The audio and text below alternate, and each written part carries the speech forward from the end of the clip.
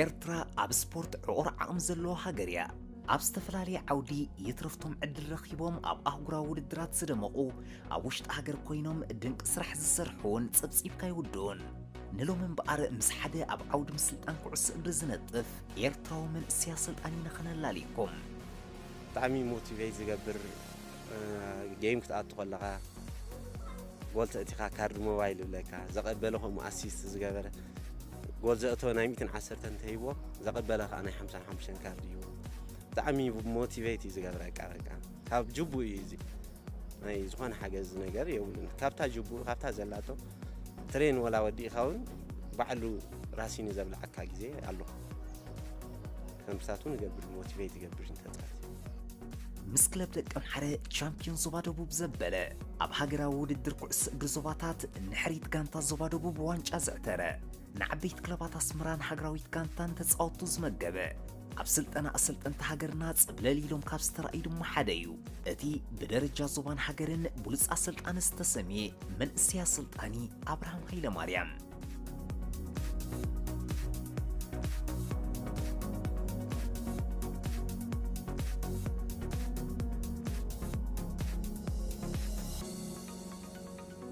ኣሰልጣን ኣብርሃም ካብ ኣቦ ሃይለማርያምን ኣዲኡ መምህር ኣስመረትን ብ1990 ኣብ ከተማ ደቂ ኣምሓረ ተወሊዱ ዕድሚኡ ንትምህርቲ ምስ ኣኸለ ካብ ቀዳማይ ክሳብ ሻምናይ ኣብ ቤት ትምህርቲ ቃለ ህይወት ካብ 9 ክሳብ 11 ድማ ኣብ ቤት ትምህርቲ ካልኣይ ደረጃ ደቂ ኣምሓረ ተማሂሩ ናብ ሳዋ ወሪዱ ናይ 12 ትምህርቱ ብምክትታልን ሃገራዊ ግቡኡ ድሕሪ ምፍፃምን ድማ ናብታ ተወሊዱ ዝዓበየላ ከተማ ደቂ ኣምሓረ ተመሊሱ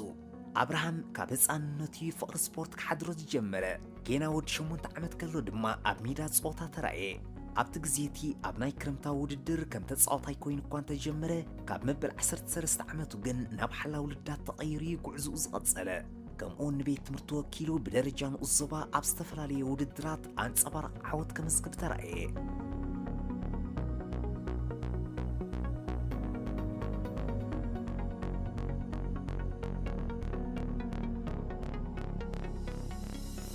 ኣብርሃም ወዲ 16 ዓመት ምስ ኮነ ግን በቲ ዝነበሮ ናይ ምስልጣን ድሌት ተደሪኹ ኣብ ገዛውቱ ዝነበሩ ህፃናት ኣኪቡ ናብ ውድድር ክልል ዕድመ 8 9 10 11 12 13 ጋንታታት ሒዙ ብምስታፍ ኣብቲ ዓመት ኣብ ምስልጣን ስሉሳዊ ዓወት ብምምዝጋብ ኣሃዲሉ ጀመረ ጎን ጎን ኣብርሃም ኣብ ካልኣይ ዲቪዥን ከም ሓላዊ ውልዳት ኮይኑ ዋንጫ ብምውሳድ ኣብ ቀዳማይ ዲቪዥን ምስ ጋንታ ተስፋ ናይ ከተማ ደቂ ኣምሓረ ምስቶም መንእስያት ተፃወቲ ትውንን ጋንታ ብምዃን ፍሉይ ብቕዓት ብምርኣይ ኣተኩሮ ተዓዘብቲ ስሒብ እዩ ኣብ ፀወታ ኩዕሶ እግሪ ዋላ እኳ ደገፍቲ ከም ሓላዊ ውልዳት ኮይኑ ኣብ ዓብ ደረጃ ክበፅሕ ይደልይዎ እንተነበሩ ኣብርሃም ግን ብምስልጣን ክቐፀል እዩ ዝመረፀ ኣብቲ ግዜት ድማ ባዕሉ ብዘይ ዝኾነ ሓገዝ ህፃናት ናይ ገዛውቲ ብምእካብ ናይ ገዛእ ርእሱ ናውቲ ስፖርት ብምግዛእ እዩ ነዚ ደሚቑ ዝተቐልቀለሉ ሙያ ምስልጣን ኣሃዲሉ ዝጀመረ ኣብ መጻፀይ ከምቲ ኩሉ ሰብ ዝገብሮ ኣብ ገዛውቲ ይጅመር ኩዕሶ ናይ ተፃዋታይ ነይረ ብዙሕ ናይ ተፃዋታይ ፍቕሪ እኳ እንተዘይነበረን ወዲ 16 ዓመት ምስ ኮንኩ ግን ኣብቲ ናይ ምስልጣን ጉዕዞይ ብቶም ዝነበሩ ኣብቲ ግዜቲ ኣሰልጠንቲ ኣዝዩ ክስሕበኒ ጀሚሩ ማለት እዩ እቲ ናቶም ኣክሽን ምንቅስቓሳቶም እንዳረኣኽዎ ክኸይድ ከለኹ ኣብ ውሽጠይ ገለ ተፅዕኖ ክፈጥር ጀሚሩ በቶም ዝነበሩ ሰልጠንቲ ከምኡ ናይ ሚኒስትር ምክልኻል ነበሩ ከምኡ ከዓ ጎኒ ጎኒ ከዓ ኣብ ፕሪምየር ሊግ ገለ ይከታተል ስለ ዝነበርኩ እቲ ናይ ሰልጠንቲ ነገር ኣብ ርእሰይ እንዳኣተወ ሽዕበቶም ዘለዎ ናይ ገዛውቲ ክፍትኖ ኢለ ጀሚረ ማለት እዩ ገና ብንእሽቱ እንከሎ ኣብ ናይ ሚኒስትር ምክልኻል ውድድር ብናይ ኣሰልጠንቲ ኣክሽን ኣዝዩ ክግረም ጀመረ ቀፂሉ ድማ ኣብ ደቂ ኣምሓረ ብዝነበሩ ዓበይቲ ኣሰልጠንቲ ከም ክብሮም ግርማይ ኣብርሃም ነጋሲ ወዲ ፖሊስ ፍሳሐ ብርሃ ፊሽን ካልኦትን ኩሉ ምንቅስቓሶም እናጽንዑ መፀ ከምኡን ነቲ ናብታ ከተማ ስልጠና ክህብ ዝመፀ ኤርትራዊ ፕሮፌሽናል ኣሰልጣኒ ናጽነት ያሬድ ወዲ ያሬድ ብምርኣዩ መሊሱ ኣብቲ ሙያ ዝነበሮ ክብሪ ኣዝዩ ዓበየ በዚ ድማ ፍቕሪ ምስልጣን ክሓድሮ ዝጀመረ በታ ኣሰልጠንቲ ዝገብርዎ ዝነበሩ ንሓደ ተፃዋታይ ናይ ምቕያር ብቕዓት ወይ ናብ ብቕዓት ንምምፃእ ንሱውን በቶም ዝነበሩ ኣሰልጠንቲ ተበጊሱ ሓድሽ ነገር ክፈጥር ይኽእል እየ ዝብል ሓሳብ ሓደሮ ብዘይካዚ ቀፃሊ ፀወታታት ፕሪምየር ሊግ ይዕዘብ ስለ ዝነበረ ኣብቲ ግዜቲ ዋላ እኳ ደጋፊ ማን ዩናይትድ እንተነበረ ፍልስፍና ኣርሰን ቨንገር ግን ኣብ ንኣሽቱ ተፃወቲ ዘተኮረ ኢኮኖሚ ፉትቦል ስለ ዝነበረ ካብቲ ዝድንቐሉን ተወሳኺ ፍቕሪ ምስልጣን ዘስረፀሉን እዩ ብጣዕሚ እዩ ዝስሕቦም ብፍላይ እቶም ኣብ ህፃናት ጀሚረ ዘሰልጥኖም ነበርኩ ቆልዑት ብኣዝዩ ምቅብባል ኩዕሶ ስለ ዝፍለጡ ብዙሕ ግዜ ተስፍዋ ስልጣን ክትከውን ትኽእል ኢኻ ዝብል ካብ ገለ ዓበይቲ ሰባት ርእቶ ይመፀኒ ነይሩ ማለት እዩ አብርሃም መጀመርታ ዝሓዛ ክለብ ናይ ካልኣይ ዲቪዥን ዝነበረት ሰሰን ትበሃል ጋንታ ኮይና ኣብ 2006 ብናይ ገዛውቲ ተፃወቲ ገይሩ ባዕሉ ዘቆመያ ነይራ ደረጃ ዕድሚኡ ንእሽተይ ነይሩ እሞ ንእሽተይ ብምንባሩ ተቐባልነቱ ብሰባት ከመይ ነይሩ ይኸውን ንእሽተይ ኮንካ ክትሰልጥን ኣይተለመደን ብዙሕ ልምዲ የለን ኣሰልጣኒ ክበሃል ከሎ ቁርተይ ከብዲ ዘለዎ ገለ ልምዲ ኣለዎ ግን ኣነ ኮይኑ ዝሰማዓኒ መጀመርያ ዳርጋ ኩሉ እኳ ተይተቐበለኒ ድሓር ግን ኣብቲ ጉዕዞ ብድሆታት የጋጥመካ እዩ ከመይ ገይረ ጥራይ ኣነ ባዕለይ ክወፅእ ከም ዘለኒ ወላ ተቐባሊ እኳ እንተዘይኮንኩ ተዘይተቐበለኒ እኳ ትሰብ ግን ከመይ ገይረ ናብቲ ናተይ ቦታ ከምፀሎ ነትሰብ እንዳፃዓርኩ ኣብ ህፃናት ሓድሽ ድኾነ ስልቲ እናፈጠርኩ ከምስሕቦም እቶም ናተ ዝሰልጥኖም ብኡ ገይረ ቀስ በቐስ ኣተዮ ማለት እዩ ንሕሪት ጋንታ ዞባ ደቡብን ንናይ ምክልኻል ጋንታ ድምሒና ንጎኒ ገዲፍና ላኪ በለው ከለው ጋንታ ሞቢል ሰሰንን ኣዱሊስን ገለ ካብተን አብርሃም ኣብ ናይ ዲቪዥን ውድድራት ዘሰልጠነን ጋንታታት እየን ጋንታ ብጋንታ ብዝርዝር እንተርኢና ምስአን ዝነበረ ጉዕዝኡ ኣዝዩ ዕዉት ብምንባሩ ድማ ናይ ምስልጣን ብቕዓቱ መዓኽ ክንደይ ዕዉት ምንባሩ ትርዳእ ንምጥቃስ ዝኣክል ምስ ክለብ ኣዱሊስ ቻምፒዮን ንኡስ ዞባ ደቂ ኣምሓረ ብክልቲኡ ዲቪዥናት ከምኡውን ምስ ክለብ ደቂ ኣምሓረ ቻምፒዮን ዞባ ደቡብ ክኸውን ክኢል እዩ ሽዑ ኣብ 2012 እዩ እታ ዓመት እያ ይዝከረኒ ቻምፒዮን ምስ ኣበሉ ልክዕ ናይ ንዞባ ጋንታ ንኽሕዝ ተዋሂብና ማለት እዩ ምሳይ ነይሩ ኣሰልጣኒ ብሉፅ ኣሰልጣኒ ድብሎ ብርሃም ነጋሲ ይበሃል ምሳይ ነይሩ ክልቴና ኮይና ናብ ዱባርባ ናይ ዞባ ደቡብ ዝነበረ ሊግ ማለት እዩ ከም ኣሰልጣኒ ኮይነ ናብኡ ከይደ ኣብኡ ከዓ ካብቲ ዝነበረ ውድድራት ብፍሉይ ፀወታ ብፍሉይ መሳጢ ዝኾነ ፀወታ ንብዙሓት ደገፍቲ ዞባታትን እንዳድነቑና ቀዳመይቲ ወፂና ማለት እዩ ብድሕሪኡ ናይ ዞባ ደቡብ ቻምፒዮን ምስ ኣበልና ዞባ ደቡብ ከዓኒ ካብቶም ዝነበሩ ኣሰልጠንቲ ኣይ ቲንክ ሎሚ ክርደአኒ ዓበይቲ ሰልጠንቲ ነይሮም ሽዑ ካብቶም ዝነበሩ ሰልጠንቲ አብርሃም ከመሰልጣኒ መሪፅና ካለና ኢሎም ፀዊዖምኒ ማለት እዩ ዝበዝሕ ዘሰልጠንከዋ ጋንታ እንተሎ ኣድሊስ እዮም ኣድሊስ ዓበይቲ ተፃወቲ ብክእለት ቡሱላት ተፃወቲ ትውንን ንብዙሓት ክለባት ናይ ሃገርና ድማ ከምዚ ተገዚኦም ንክኸዱ ከምዚ መሳጢ ዓይነት ተፃወቲ ዝነበርዋ ወይ ድማ ተውህቦ ደለዎም ተፃወቲ ዝነበርዋ ኮይና ከባቢ 8 ዓመት ምስ ኣድሊስ ኣሰልጢነ ማለት እዩ ኣብ ቀዳማይ ዲቪዥን ብዙሕ ግዜ ምስኦም ብፍልስፍናኦም እዮም ዝፍለጡ ቲኪታካ ንብሎ ኣፀዋውታ ሽዑ እኳ ሽም ተዘይተሰይሙ ግን በቲ ዓይነት ስልቲ ብሓፂር ኩዕሶ ብምቅብባል ኣዝዮም ከዓ መሰጥቲ ስለ ዝነበሩ እታ ጋንታ እቲኣ ነዊሕ ምሳይ ገይራ ማለት 8 ዓመት ከባቢ ደቂ ኣምሓረ ተፃወቲ ናይ ብሓቂ ተፃወቲ ናይ ምፍራይ ዓቕሚ ዘለዋ ከተማ እያ ኣዝዮም ዓበይቲ ተፃወቲ ብሱላት ተፃወቲ ዳርጋ ዝበዝሑ ኣብ ሃገር ዝፃወቱ ነበርዋ ተፃወቲ እዮም ዞባ ማእከል ክለባት ትምግብ ነበረት ብዙሕ ነገር ነይርዎም ሕጂ በቲ ዝነበሮም ብቕዓት ወላ ሓንቲ በቃ ዘጠራጥር ኣይኮነን ኩሉ ግዜ ንዞባ ደቂ ኣምሓረ ክትበሃል ከላ ኣብተን ናይ ዞባ ደቡብ ዘሎ ውድድር እዚ ዝበዝሐ ግዜ ተዓወቲ እዮም ነይሮም ማለት እዩ ምስ መንደፈራን ምስ ዓዲ ቀይሕን እንዳ ተኸራኸሩ تعودت يوم نيرو مات أبتاك تيزي أبتاع عمتها بزوح كنتات نيري بقى تقدمها يزقت أمنا أبدو باروا مخانو حرب أبدو نايزوبا كروزي شجر كم نفلتو التميرا زمتشي يكونن نتيجة سكات فلسفنا يخو نتيجة لمرة شعون يرو أبراهام سلطاني أبراهام نجاسي ناتو زخونة تقبلو أنا جاي رسعوني ناتو زخونة تقبلو بتي زهبنا بتي نزراربو نبرنا كم زيرو نكبر نبهالو نبرنا اوكي بقى بتي ناتهم سلتي نعوم كم يجرنا طراي كن بدهم علينا عند حسبنا رأسو زخال فلسفنا مالتي كابتناتو فلسفنا وصيلنا مستزنبره اغاط اميتات مستزنبره ناي ميدا كنتات ناتقبنا ካብ ድባርባ ሓሊፍና መንደፈራ ዓቢ ውድድር ጽበነይሩ ኣብ መንደፈራ ዳርጋ ዝበዝሑቶም ተጻወትና ጸቕጥ ገይሮም ነይሮም ምስቲ ተባሃል ብምዃኖም ሓድሽ ብምዃኖም መንደፈራ ከዓ ነዊሕ ዓመት ዓበይቲ ተጻወቲ ዝወነነት ፅቡቃት ተፃወቲ ወይ ድማ ብሱላት ተፃወቲ ዝነበሩ ጋንታ ስለ ዝነበረት ብዙሕ ፀቕጢ ነይሩ እሙኻ ሜድኦም ብምዃኑ ማለት እዩ እታ ፀወታ ይዝከረኒ ብሪጎለ ወይ ድማ ፔናልቲ ተፈላሊና ብፔናልቲ ካ ዓውታት ኮይና ማለት እዩ ካብኡ ተበጊሶም ካ ዞባ ደቡብ ኣባይ ተስፋ ክሕድሩ ጀሚሮም ማለት እዩ ንፋልማይ ግዚኡ ስልጠና ኣሰልጠንቲ ዝወሰደሉ ኣብ 2011 ኣብ ኣስመራ እዩ ቅድሚኡ ኣብ ሓደ ብሚኒስትር ምክልኻል ዝተወደበ ስልጠና ወሲዱ እኳ እንተነበረ ናይ ኢንተርሚድየት ስልጠና ስለ ዝነበረ ክውድኦ ይከኣለን በቲ ዝገብሮ ዝነበረ ንጥፈታት እቲ ፌደሬሽን ኣብ ልዕሊኡ ዓብ ተስፋ ስለ ዝሕደረ ግን ካብቶም ዝነበሩ ዓበይትን ምኩራትና ሰልጠንቲ ንዕኡ መሪፁ ስልጠና ክወሃቦ ቀጠልያ መብራህቲ ወሊዕሉ መቸም ዞባ ደቡብ ፌደሬሽን በታ ዝበልኩኻ ውድድር ጀሚራ እያ ኣባይ ተስፋ ክሕድሩ ጀሚሮም ፍሉይ ተስፋ ክሕድሩ ጀሚሮም ብዙሕ ነገር ዋላ በቲ ፋይናንስ እኳ ክሕግዙኻ ተዘይከኣሉ ኣብቲ ግዜ እቲ ንዓይ ዘልየኒ ዝነበረ ምስቲ ስምዒት ዝነበረ ምስቲ ኣብ ኩዕሶ ተበጊሰ ናተይ መፅናዕቲ ዝገብሮ ዝነበርኩ ናይ ግድን ስልጠናታት የለኒ ነይሩ ማለት እዩ ካብቶም ዝነበሩ ዓበይቲ ሰልጠንቲ ካብኦም ኣነ ውን ሕጂ ብጣዕሚ እዩ ዝገርመኒ ካብቶም ኣብኡ ዝነበሩ ሰልጠንቲ ንዓይ ሓርዩ ስልጠና ክትወስድ ኢኻ ነስመራ ትበገስ ምስ በለኒ ኣነ ይዝከረኒ ታሻዓ መዓልቲ ፍሉይ ነገር ሓጎስ እዩ ተሰሚዕኒ ከምዚ ፍሉይ ነገር ዝተፈፀመ ኮይኑ ተሰሚዕኒ ማለት እዩ ባያ ከዓ ዞባ ደቡብ ኣባይ ዓብ ታራዮም ተፃዊቶም ንዞባ ደቂ ኣምሓረም ክዓቢ ደልዩ ነይሮም እዮም መጀመርያ ብትኽክል ከዓ ናብቲ ስልጠና ክትሳተፍ ኣለካ ብዝብል ሓሳብ መምህር ሙልጌታ ገብረ ሰዲድኒ ማለት እዩ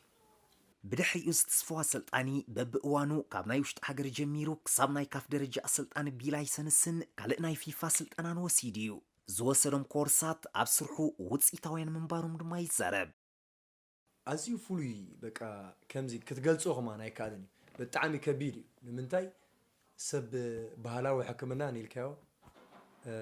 ሳይንስ ዝመልኦ ሕክምናን በበይን እዩ ልክዕ ኣብቲ ስፖርት ብዙሕ ነገር በቃ ኣብ እምሮይ ዝነበረ ዳርጋ ተቐይሩስ እቲ ዝኣረገ ዝበሃል ኣብ ርእሰይ ነበረ ኣልየ ኣብቲ ሓድሽ ነገር እንብሎ በቃ ኣብ ፍልስፍናኻ እንታይ ዓይነት ትምህርቲ ክህልወካ ኣለዎ ኣብ ኑትሪሽን እንታይ ዓይነት ኣመጋግባ ክህሉ ኣለዎ ኩሉ መቸም ቮሊዩም እንታይ ክኾን ኣለዎ እንታይ ነዚ ፃውታይካሲ በቃ ባይዘወይ እቲ ኤም ዝበሃል ናይ the aim of the coach is to change the performance and the attitude of the player ይበሃል ብቕዓትን ኣተሓሳስባን ክትቀይሮ እንድሕር ኮንካ ንሓደ ተፃዋታይ እማስ ንስኻ ካብኡ ክትበልፅ ክትክእል ኣለካ ካብ ተፃዋታይ ቀደም ልክዕ ከም ባህሊ ዝተለመደ ኮይና ኢና ንሕና ነሰልጥን እምበር ተረዲእና ኣይኮናን ብፍልጠት ካብኡ በሊፅና ኣይኮናን ነሰልጥኖም ነርና ብትኽክል በቲ ዝነበረ ስልጠናታት መጀመርያ ዓመት ዝሃበኒ ኦሪክ ብፍላይ ኣብ እምሮይ ዓብይ ነገር ለውጢ ሽዑ ከፅንዕ ተደፋፍየ ናብ ፍሉይ ፍልስፍና እቲ ዝነበረ ፍልስፍናታት ናይ ብምሎም ኣሰልጠንቲ ናይ ደገ እንዳረኣኹ ሓድሽ ፍልስፍና እንታይ ክህሉ ይኽእል ኣሎ ብዝብል ሓሳብ ኣብቲ ዝነበረ ንሞያይ ከዓ ብፍሉይ ማለት እዩ ካብቲ ትራዲሽናል ቀይርና ሳይንሳዊ ዝኾነ መገዲ ኣዝዩ በቃ ኣብ ስራይ ሓጋዝ ነይሩ ይልሓስብ ከም ኣሰልጣኒ ዝኽተሎ ስልቲ እንተሎ ኣብ ውሕዳት ዓለምቲ ሃገርና ትርኢየ ምዃኑ እዩ ኣብቶም ዘሰልጥኖም ተፃወቲ ዝምርኮስ ዝበዝሕ ግዜ ብቕልጡፍ ቴምፖ ሓፂር ኩዕሶ ምቅብባል ማለት ቲክታካ ንምንፅብራቕ ኣበርቲዑ ይሰርሕ ነዚ ኣገባብ ዝጥቀመሉ ምክንያት እቶም ንሱ ዝሕዞም ተፃወቲ ዝበዝሑ ኣብ ኣካላዊ ብቕዓት ክንሪኦም ከለና ቅልጡፋትን ናይ ትንፋስ ተፃዋርነት ዘለዎምን ክኾኑ ከለዉ ኣብ ሓይሊ ግን ምስ ዕድሚኦም ይኹን ቀረብ ድልዱላት ኣይነበሩን ንስልቱ ብፅቡቕ ከም ዝረዕምዎ ገይሩ የስርፆ ብምንባሩ ግን ህጡር ዓወታት ሓፊሱሉ እዩ ኣብ ሜላ ሰላጠና ልክዕ ከም ናይ ጓርዴላ ስታይል ይጥቀም ልክዕ ቶታል ፉትቦል ዝበሃል ብልክዕ ይሰርሖ ብልክዕ ይፃወትዎ ኣብ ተግባር ከዓ ብልክዕ እቶም ተፃወቲ ዝገብሩ ዓይነት ተፃወቲ እንዳፍረየ ይመፅኡ ኣብርሃም ዘዕበየ ቆልዓ እግሩ ወርቆ እግሩ ከምዚ ንብሎ ፅሪ እግሩ እዩ ዘለዎ በቃ ይቃባበል ዳብ ፓስ ይፃወት ብምሉእ ነገር ማለት እዩ በቃ ተስታይሉስ ልክዕ ከምዚ ናይ ጓርዴና ማለት እዩ ዝኽተሎ ስልቲ ደጊማ ክዛረበላ ኣብቲ ግዜ እቲ ዋላ ከም ቲክታካ ዘይፍለጥ እኳ እንተነበረ ኣብቲ ንእሽተይ ነበርና ዕድመ ግን ዝበዝሐ ግዜ ኣነ ዝጥቀመሎም ዓይነት ተፃወቲ ናብኡ ኢና ክንከይድ ማለት እዩ ኣዝዮም ደቀቕቲ ንኣሹን ፈጣናትን ስለ ዝነበሩ ብሓፂር ኩዕሶ ብምቅባል እንተዘይኮይኑ ብነዊሕ ኩዕሶ ዓቕሚ ስለ ዘይነበሮም ብንኣሹ ተፃወቲ ስለ ዝፃወት ዝነበርኩ ብሓፂር ኩዕሶ ምቅብባል ናብ ቲክታካ ዘድሃበ ስልቲ ይጥቀም ነይረ ማለት እዩ ግን ብፍሉይ መፅናዕቲ ይገብረሉ ነይረ ንምንታይ ኩዕሶ አቤናይ ዞን ክምንጥሉ ከም ዘለዎም እንታይ ክገብሩ ከም ዘለዎም ብፊዚካል አቤናይ ግዜ ይብለጹ እንታይ ዓይነት ቴምቦ ክጥቀሙ ከም ዘለዎም ኣብ ምምንጣል ይኹን ኣብ ምስሓስካያ ኩዕሶ ብክንደይ ፍጥነት ኩዕሶ ክትከይድ ኣለዋ ቅልጣፍያ ኩዕሶ ምስ ሓዛ ሓደ ሰብ ከዓ እንታይ ዓይነት ከምዚ ትራያንግል ቅርጽ ክሕዝ ከም ዘለዎ ወይ አቤናይ ግዜ ዲያሞንድ ክጥቀም ከም ዘለዎ ሓደ ሰብ ከኣቶም ከሎ ትራያንግል ክጥቀሙ ክልተ ሰብ ሰለስተ ሰብ ክበዝሑ እንዳበዝሑ ከለውካ ናብ ዲያሞንድ ቅርጽ ንኽቀይሩ ቲዮሪ ክላስ እንዳማሃርኩ በዚ ስልት እዚ በቲ ዝተረደአኒ ዋላ ተማሂረ እኳ ዘይኮንኩ በቲ ዝተረደአኒ ብኡ እናገበርኩ ካብ ብንሾም ጀሚሮም ንክሕዝቦ እዚ ፍልስፍና ቲክታክ ዝበሃል ይጥቀመሉ ነይረ ማለት እዩ አብርሃም ከም አሰልጣኒ ነቲ ዝሓዘ ሙያ ኣዝዩ ዋጋ ዝኽፍለሉ ብዙሕ ግዜ ካብ ሜዳ ዘይፍልእ ብስምዒቱ ድማ ነዳሪ ኮይኑ ቀልጢፉ ለውጢ ናይ ተፃወቲ ዝፅበእ ብናቱ ፋይናንስ ንተፃወቲ እናጠርነፈ ኣብ ሕማቅ ወልፍታት ንዝኣተዉ መንእስያት እናማዓደ ናብ ኩዕሶ እግሪ ብምእታው ብስፖርት ናይ ብዙሓት ሰባት ኣካይድኦም ዘመዓራርየ ኣብ ምስልጣን ኩዕሶ እግሪ ብዘርእየ ተግባራት ኣክሽንስ ኣዝዩ ስምዒታዊ ኣብ ኣከዳድንኡ ወትሩ ቱታ ናይ ስፖርት ጥራይ ዘዘውትር ኣብ ሜዳ ተፃወቲ ኣብ ምምራሕ ብርቱዕ ድምፂ ዝውንን ነቲ ዝሓስቦ ነገር ቀልጢፉ ዝውስን ደሲሽን ሜከር ብገዛእ ርእሱ ዝተኣማመን ሰልፍ ኮንፊደንት ከምኡውን ኣብ ናእሽቱ ተፃወቲ ኣድሂቡ ዝሰርሕ ፃዕራም ኣሰልጣኒ እዩ ብተወሳኺ ዝኾነ ዓይነት ወልፍታት ዘይብሉ ኮይኑ ኣብ ትምህርቲ እውን ንፉዕ መንባሪ ይንገረሉ ኮታ ብኩለንትንኡ ኣብነታዊ መንእስያ ኣሰልጣኒ እዩ አብርሃም ብዙሓት ኣሰልጠንቲ ለውጢ ይደልዩ እቲ ለውጢ ግን ናቶም ለውጢ እዮም ዝደልዩ አብርሃም ግን መጀመርታ ተፃወቲ ክልወጥ እዩ ዝደሊ ነቲ ናቱ ለውጢ ረሲዑስ ተፃወቲ ክልወጥ ይፅዕር ጫምኡ ገዲፉ ጫምኡ ይበካ ማሊኡ ፅዩ ማሊኡ ይበካ እስኻ ክትልወጥ ይደሊ ከም ኣሰልጣኒ ክሪኦ ከለኹስ በቃ ትዕድል ኮይኑ ኦፖርቹኒቲ ረኸበ ንበር ብጣዕሚ ህርኩትን ፃዕራምን ከም ኣሰልጣኒ ክሪኦ ከለኹ ማለት እዩ ኣብ ዞባው ደቡብ ተመፂና ማለት አብርሃም ካብቶም ሕጂ ዝሕባእ ነገር ኣይኮነን ካብቶም ዝነበርና ኣሰልጠንቲ ወላ ኣብ ደቀ ምሓረ ፀብለል ዝበለ ነይሩ ምክንያቱ ንሱ ከም ዝበልኩ ምድጋም ዳኣ ኣይኮን በር ውፍይ ነቲ ስፖርት ተወፊዩ ዝኣተዎ ሰብ እዩ ብጣዕሚ ሃልኮሉ ነይሩ ከምቲ ፍረ ፃዕሩ ከማን ማኽሊት እዩ ውፅኢቱ ኣብቶም ዝዓበኻዮም ኣብቶም ዘሰልጠንካዮም ተፃወቲ ዝረአ ማለት እቲ ውፅኢት ናይቲ ፍረ ፃዕርኻ አብርሃም ከዓ ዝበዝሑ ተፃወቲ ኣብ ደቀ ምሓረ ብኡ ዘይሓለፈ ተፃዋታይ ኣሎ ማለት ሓሶት ጥራይ ክኸውን ዝኽእል ምክንያቱ ብአብርሃም ኢድ ዘይሓለፈ ዝኾነ ተፃዋታይ ኣብ ደቀ ምሓረ ብጭራሽ ኣብዚ ንሕና ነሰልጥነሉ ዝነበርና ግዜ ማለት እዩ የለን ማለት እዩ ወላ ዓበይቲ ካብኡ ዝዓቢ ዝነበሩ እዩ ኮስኪስ ምስኡ ዘሰልጥኖም ነይሩ ብዕድመ ንእሽተ እዩ ዓቢ ማለት ኣይኮነን ግን እቲ ዝሰርሖ ነገራት ግን እቲ ዝሰርሖ እቲ ዝተወፈዮ ግን ካብ ዕድምኡ ንላዕሊ ከም ዝሰርሐ ዝፈልጥ ኣነ ማለት እዩ አብርሃም ኣብ ናይ ምስልጣን ጉዕዝኡ ብዙሕ ብድሆታት ይገጥሞ እኳ እንተነበረ ንኹሉ ግን ብናይ እግዚኣብሔር ሓይሊ ይሰግሮ ከም ዝነበረ ይዝዛረብ ብፍላይ ፋይናንሳዊ ሓገዝ ይረክብ ከም ዘይነበረ እንተኾነ ብናቱ ፃዕሪ እናተበላሓተ ይሓልፎ ምንባሩ ይጠቅስ ዋላ እኮ ተውህቦ ናይ ብዙሓት ህፃናት ኣዝዩ ተውህቦ እንተነበሮም ኣብቲ ከተማና ዘይተለመደ ነገር ግዲ ኮይኑ ሃፍታማት ገለገለ ተዋስኦ ኣይዋስኡን እዮም ኣብቶም ህፃናት ፌደሬሽን ብዙሕ ተዋስኦ ይነበሮን ኣይዋሳን እዩ በቲ ዝነበረ ኩነታት እንታይ ንገብር ባዕለይ ክሳብ 1000 ዝኾኑ ህፃናት ነይሮምኒ በቃ ማራፂ በቲ ዝነበረ ካብ ገለ እንዳተላቃሓኻ ገለ ኳዓሳሱ ትገዝእ እቲ ጎማ ናይ ማይሳሓ ንዑ ሕፃ ትመልኦ በቲ ሕፃ ዝመላእኻዮ ከም ኮን ጌርካ ተቐምጠሎ ልክዕ ከምዚ ትራዲሽናል ንገብሮ ማለት እዩ እግሪ ጎማ ናይ ሳይክል ተን ካላማሪራ ውፃእ ቢልካ ትቸርኬ ውፃእ ቢልካ እንሰንካ ብዙሓት ትረክብ ዝተባላሸወ ሱ ከም ሰርክል ትጥቀመሉ ገለገለ ከም ሃርድል ንጥቀመሉ ነበርናኻ ብዕንጨይቲ ጌርካ ትሰርሕ ብዕንጨይቲ ጌርካ 4 አንጎሎ ሰሪሕኻ ነቲ ናይ ስፒድ ሙቭመንት ንብሎ ወይ ናይ anticipation of speed ንብሎም ከም በዓል ስፒድ አክሰለሬሽን ገለመለ ንጥቀም ንእሽተይ ቲፕ ቶፕ ጌሮም ነቲ ነብሶም ናብ ፍጥነት ንኽኸይድ ገለገለ ብኸምኡ ዓይነት እንዳገበርካ መቸም ወላ ሓንቲ ሓገዝ ኣይነበረን ኣብ ኳዓሳሱ ይኹን ወላ ኣብቲ ህፃናት ሓንሳብ ሻይ ክትስትዮም ትደሊ ነስትዮም በቲ ዝነበረኒ ካብ ገዛኻ ዲኻ ክትወስድ ካብ ጅባኻ ዲኻ ትጥቀም ከምኡ እንዳገበርና መቸም ይኸይድ ነይረ ማለት እዩ ኣብ ስፖርት ዓለም ብዙሕ ዝሕጉስን ዝሕዝንን ፍጻሜታት እናተሰነደ ክኸይድ ባህርያዊ እዩ ኣብርሃም ከዓ ከም ኣሰልጣኒ መጠን ኣብ ንጥፈታቱ ብዙሕ ኣጋጣሚታት ርእዩ ዓመተ 2012 ንኣብርሃም ፍልይቲ እያ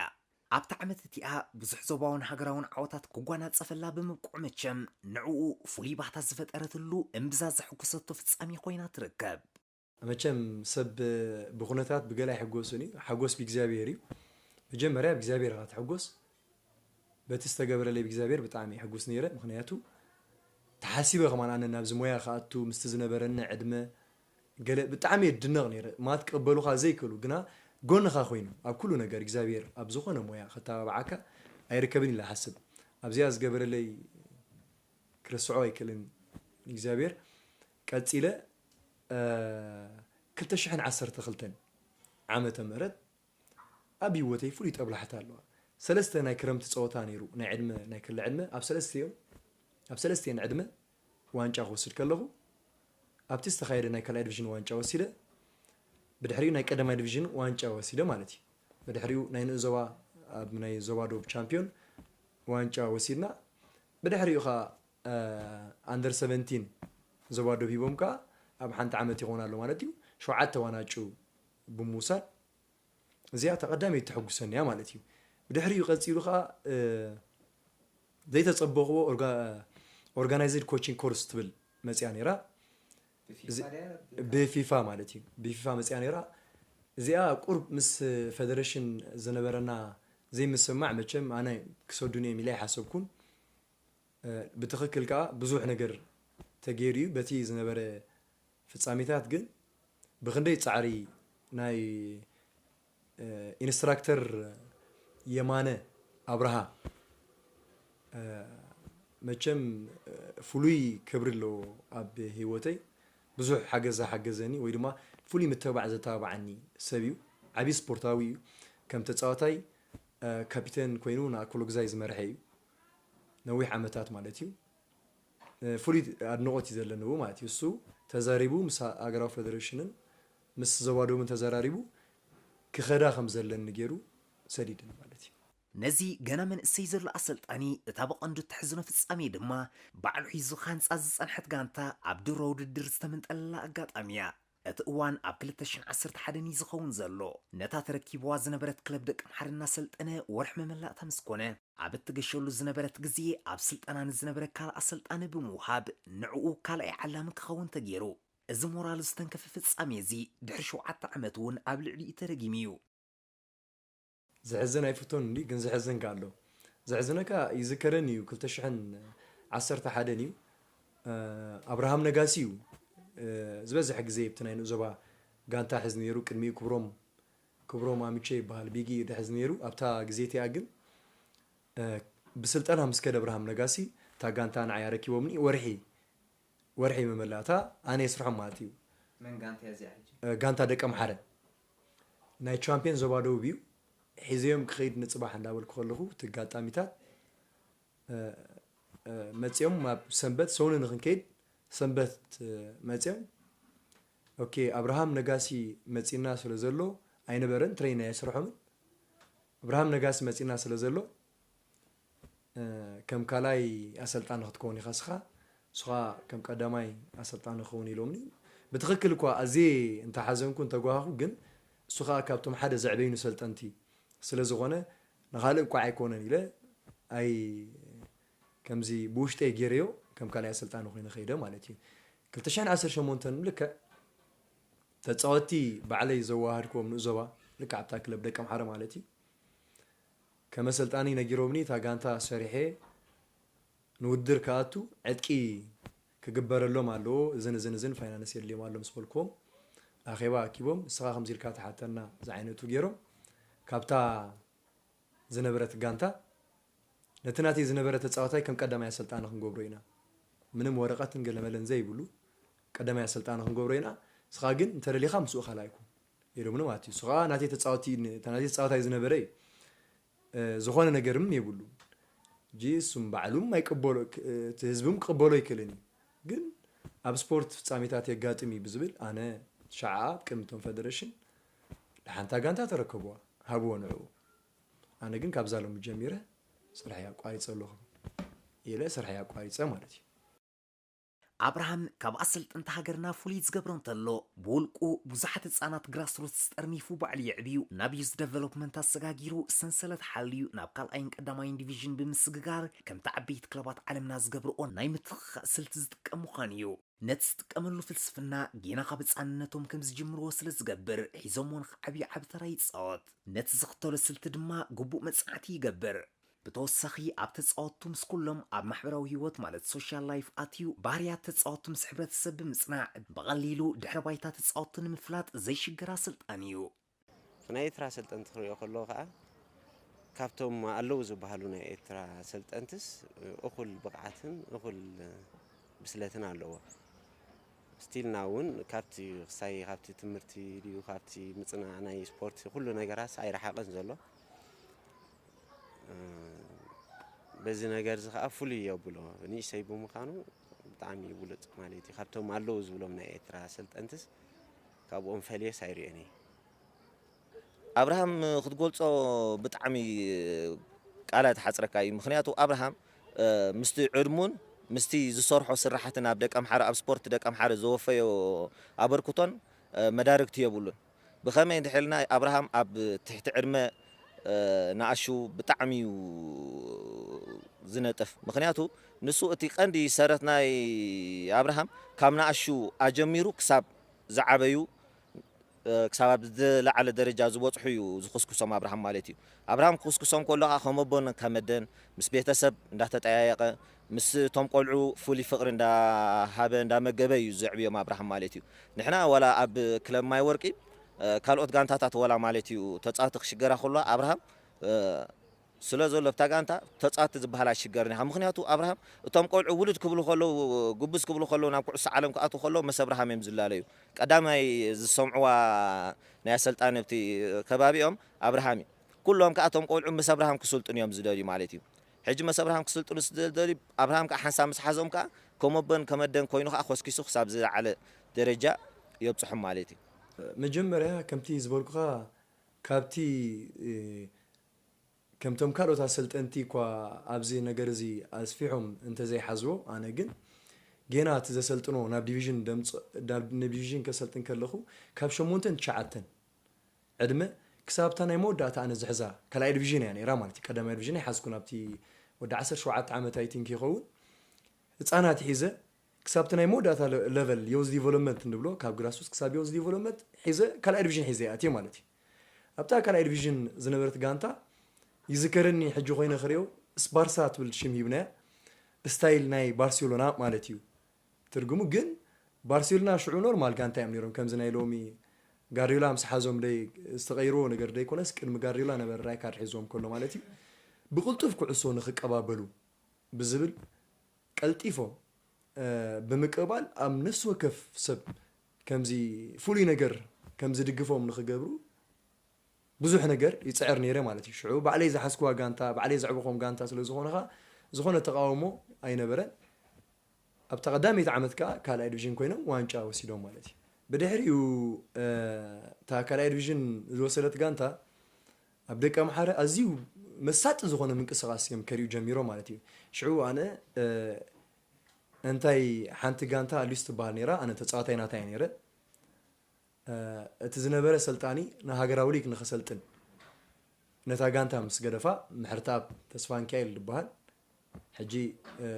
ኣብ ፌደራል ዳኛ ኣሎ ማለት እዩ ዳኛ ኮይኑ ኣሎ ነታ ጋንታ ምስ ገደፋ ምስቲ ዝነበረ ማሲንጋ ዝበሃል ሰልጣኒ ተፃዋታይ ነታ ጋንታ ነዊሕ ዝገበረ አብርሃም ስኻ ልምዲ ኣብ ህፃናት ምስልጠን ኣለካ ነዛ ጋንታ ሰልጥና ምስ በለኒ ኣነ ከዓ በቃ ክፍትን ኢለ ቀዳማይ ዲቪዥን ሸዓታ ናይ መጀመርያ ዓመት ሒዘዮም ኣትየ ማለት እዩ ምስቶም ካልኣይ ዲቪዥን ቀዳማይ ዲቪዥን ምስቶም ዝነበሩ ናይ ግራስሩት ኩሎም ተደራሪቦም ኣብ ሓንቲ ዓመት ክሕዞም ክኢለ ማለት እዩ ኣብኡ ካብ ተቐዳማይ ዲቪዥን ከዓ ኣይሓመቑን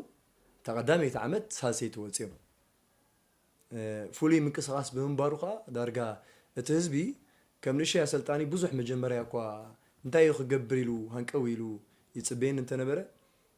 ግን ብምልኦም ከዓ ተስፋ ገይሮም ለዮም ገለ ክኸውን ይኽእል እዩ እንዳበሉ ሽዑብታ ቀዳማይ ዲቪዥን ሳልሰይቲ ወፂና ቀፂለ ኣብቲ ናይ ዲቪዥን ኣብታ ትመፅእ ነበረት ዓመት تتصاوتي كمزي ندادل كايم سلا تخيل نتسلتخا ندال كايم سلا تخيل مسايكا سلا زعبي توما كلاي ديفيجن نبرو ابو خلخو قدماي ديفيجن غيري مالتي تاغانتا طرحه تريفا بتومناتي تتصاوتي زلمد وصلت خيلو دحريا كتشحن 11 كالي توصيم بدحريخا كتشحن 12 ناب قدامي تمصيم مالتي بمنسيا تتصاوتي يللي نيروم ناشو عدميهم بولس منقسقاس كان يروم مالتي سب قدامي ديفيجن كمان يرا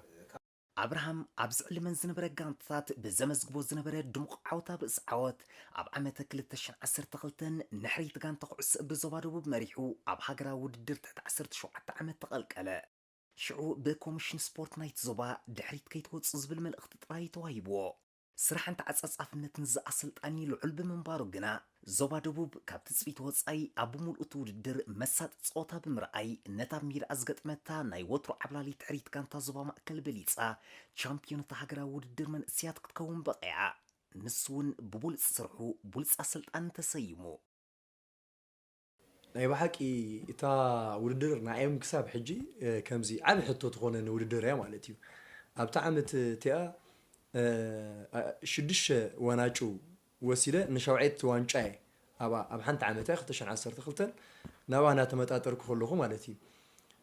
تاستوهبتني غانتا حموشه معلت ترفو كلو نتوددر اوشت حموشه معلتي تصاوت مصيو مخا كاب سفرالين زوبا كم سطرنو في يكونو كاب سفرالين زوبا كبابي 50 يكون تصاوت مصيو كاب زياتهم مريسكا ابزن حموشه معلتي مخا نسوني وددر نختكيد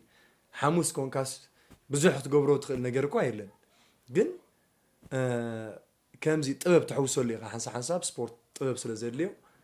توم انا زعبوكم قلعت الى دغمتهم شمونت تتصات تخسلالن الى خب دقم حاره حسيبه مالتي كابتا كلب دقم حاره تبال شمونت تتصاتي اندحر وسيده